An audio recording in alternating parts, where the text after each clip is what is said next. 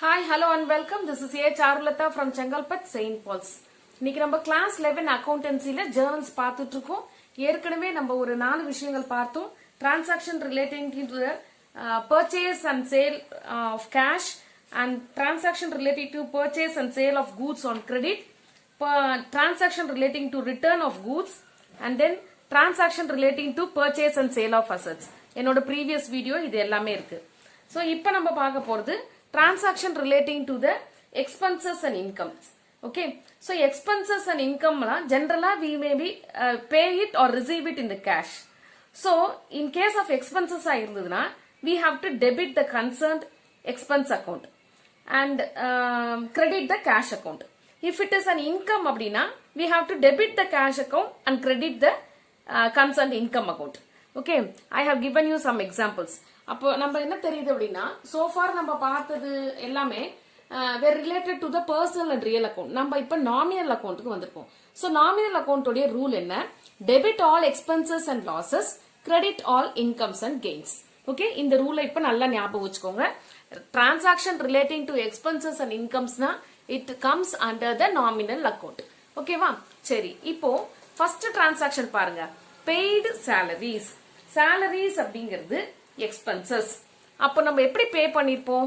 கேஷா தான் நம்ம பே பண்ணிருப்போம். ஓகே, இப்போ சாலரிஸ்ங்கிறது எக்ஸ்பென்சஸ்னா அப்போ ரூல் என்ன? Debit all expenses and losses. So சாலரிஸ டெபிட் பண்ணிருக்கோம். சாலரிஸ் அக்கௌண்ட் டெபிட், கேஷ் வெளில போகுது. Okay, cash is an asset, it is a real account, it comes under the rule credit what goes out. So salaries account debit to cash account. Okay, see, don't forget to put the former correctly. Date, particulars, LF, debit, credit. Okay, அதை மறந்து போயிடாதீங்க. அந்த ஃபார்மட்ட பக்காவா போடணும். Okay, and don't forget to write even the amount. Okay, now coming to the next transaction. Rent paid to landlord Rajesh. Paid rent. Paid rent அப்படின்னா we have paid it in the form of cash. It is understood that we have paid into cash. So இப்போ when it is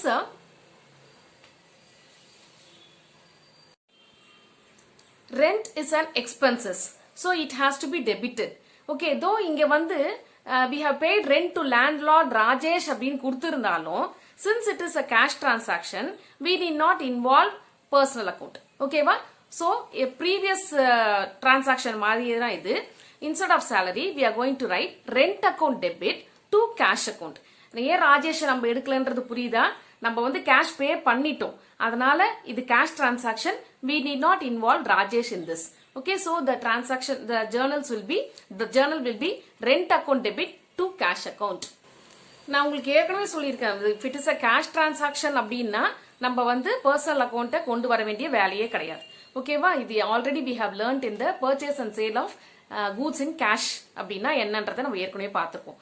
அடுத்தது பாத்தீங்கன்னா received interest on investment. received, இப்போ நமக்கு ஒரு clue என்னன்னா paid அப்படின்னா it is an expenses, received அப்படின்னா அது income அப்படிங்கறத தெரிஞ்சுக்கோங்க.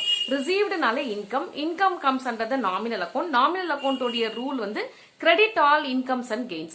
இப்போ இங்க என்ன வந்திருக்கு? Income, interest on investment. So நம்ம இன்ட்ரெஸ்ட் நம்ம வந்து எப்படி ரிசீவ் பண்ணிருப்போம்? கேஷா தான் நம்ம ரிசீவ் பண்ணிருப்போம். So cash comes into the business. Okay, so cash account debit to interest received on investment. Okay, to interest received அப்படின்னு போட்டா கூட ஓகே. இன்கம் வந்து நம்ம கிரெடிட் பண்ணி ஆகணும். So cash account debit, cash நமக்கு உள்ள வருது, debit what comes in, received அப்படின்னாலே நம்ம கேஷா தான் ரிசீவ் பண்ணிருக்கோம்னு அர்த்தம். அப்ப கேஷ் அக்கவுண்ட் டெபிட் டு என்ன பண்ணணும்? we have to credit the income. என்ன இன்கம் இங்க? Interest on investment. Okay, now coming to the next transaction. received commission from Mahesh. இது என்னன்னா we have received, என்ன ரிசீவ் பண்ணிருக்கோம்? கமிஷன் ரிசீவ் பண்ணிருக்கோம். என்ன ஃபார்ம்ல ரிசீவ் பண்ணிருப்போம்? as a cash form தான். so cash comes into the business. from Mahesh கொடுத்திருந்தாலும் இது வந்து கேஷ் வந்துருச்சு நமக்கு. so we did not take into the Mahesh into consideration. okay, so received commission போது கேஷா ரிசீவ் பண்ணிருக்கோம். debit what comes in cash account debit to என்ன வரணும்? கமிஷன்ங்கிறது நமக்கு income. எதை வச்சு நம்ம அதை இன்கம்னு கண்டுபிடிக்கிறோம்? ரிசீவ்டு அப்படிங்கிற வார்த்தையை வச்சு நம்ம அதை என்னன்னு கண்டுபிடிக்கிறோம்? இன்கம்னு தெரிஞ்சது. சோ இன்கம் அது வந்து it comes under the nominal account. Nominal account உடைய rule credit all incomes and gains. அப்போ அந்த கமிஷன் அக்கௌண்ட்டை நம்ம என்ன பண்ணணும்? கிரெடிட் பண்ணணும். So the journal will be cash account debit to commission account. Okay, are you clear with this? Okay, where rent was paid to Rajesh அப்படினாலும் but debit has been done to the real account, nominal account தான், and not to the personal account Rajesh. அதே மாதிரி commission was received from Mahesh கொடுத்திருந்தாலும் it is commission received account that is being credited and not the Mahesh account, not the personal account. Okay, இது எதனால அப்படின்னா it is a cash transaction. அதனால இங்க debtor creditor relationship கிடையாது. No application has to be fulfilled. So we are taking the cash into consideration and not the personal account. ஓகேவா? இன்னொரு விஷயம் என்ன அப்படின்னா இந்த சில போஸ்டேஜ், சேலரிஸ், வேஜஸ் இதெல்லாம் வந்து எப்பவுமே வந்து பேமெண்ட்ல தான் வரும். பட் சில ஐட்டம்ஸ் இந்த இன்ட்ரெஸ்ட், கமிஷன் அதெல்லாம் என்ன அப்படின்னா சம்டைம்ஸ் அது எக்ஸ்பென்சஸாகவும் இருக்கலாம், சம்டைம் அது இன்கமாகவும் இருக்கலாம். ஸோ அதுக்காக நம்ம செப்பரேட் அக்கௌண்ட் அவங்களோட பேமெண்ட்டுக்கும் ரெசிப்ட்ஸுக்கும் நம்ம என்ன பண்றோம்? We have to maintain the separate account. Okay, நம்ம அதை ரிசீவ்டுங்கிறத வச்சு நம்ம அதை இன்கம்னு சொல்றோம், பெய்டுங்கிறத வச்சு நம்ம எக்ஸ்பென்சஸ்ன்னு சொல்றோம். சேலரிஸ், வேஜஸ் எப்பவுமே நமக்கு எக்ஸ்பென்சஸ்ல தான் வரும். பட் இந்த இன்ட்ரெஸ்டும் கமிஷனும் சம்டைம்ஸ் நம்ம ரிசீவ் பண்றதாவும் இருக்கலாம், சம்டைம்ஸ் நம்ம பே பண்றதாவும், கமிஷன் நம்ம பே பண்ற மாதிரி இருக்கும், இன்ட்ரெஸ்டும் நம்ம பே பண்ற மாதிரி இருக்கும். ஓகேவா?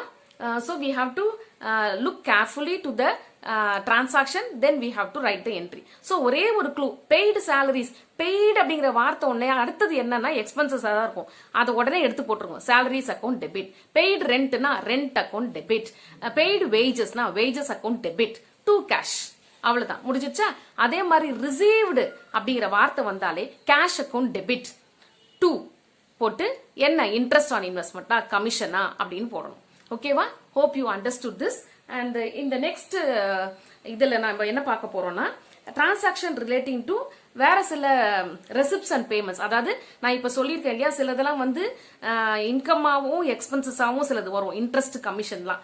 அதை எப்படி நம்ம செப்பரேட் அக்கௌண்ட்ல மெயின்டைன் பண்றதுங்கிறத பார்க்க போறோம். Okay, thank you.